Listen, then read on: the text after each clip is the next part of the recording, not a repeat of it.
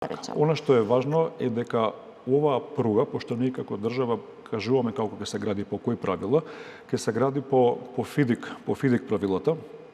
Тоа е International Federation of Consulting Engineers. Меѓународни правила кои што на градење, кои што се користат, не знам, и во Америка, и во Британија, и во Германија, и во Јапонија, и Данска, Финска, Чешка. Од проектирање до изведба. Да. Тоа е начин, тоа се правила на градба. Може да биде проектирање на државата, да даде државата готов проект, па тој што ќе изведува утре по тој проект да работи. Туку има многу ризици, и ги објаснувам за кратко кои се тие. А ние одиме да и проектирањето и изведбата да бидат целосна одговорност на фирмата изведувач. Праксата кај нас вели дека тоа е побрз начин, а и поевтин начин. Како негативен пример на тој црвен FIDIC, каде што државата го дава готовиот проект, а имаме изведувач, е Кичево Охрид. Ние сме 12-та година заглавени со главни насочување на вината кон проектот.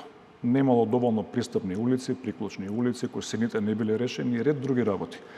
И да бидеме реални, сите голем дел од компаниите, кога ќе видат црвен FIDIC, малку се смешкаат, се викат супер, и ја насочуваат енергијата да наоѓаат мани, условно кажано, во тој проект и да даваат своји варијации како би бил подобрен тој проект.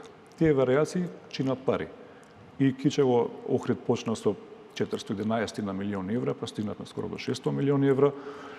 А моментално вториот дел на пругата према Бугарија од Белјаковци до Крива Паланка е под црвен FIDIC, па ја континуирани војни водам со изведувачот како не оди по проект, само наоѓа некои мани, како да даде некои нивни предлози, додека па првиот дел на пругата од Куманово до Белјаковци е по жолтиот FIDIC, каде што фирмата Штрабак и проектираше и изведуваше. И го завршивме. По жолт FIDIC одговара инвеститорот или државата? Не одговара на државата повеќе. Не, кој одговара во случај проектот да не е како што треба? Самиот инвеститор. Самиот инвеститор? Самиот изведувач. Добро.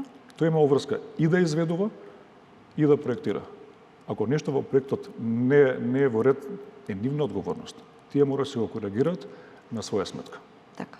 Затоа, како најдобар модел ќе биде жолтиот FIDIC, каде што идниот потенцијален изведувач ќе има одговорност и да проектира, и да изведува согласно тој проект. Така.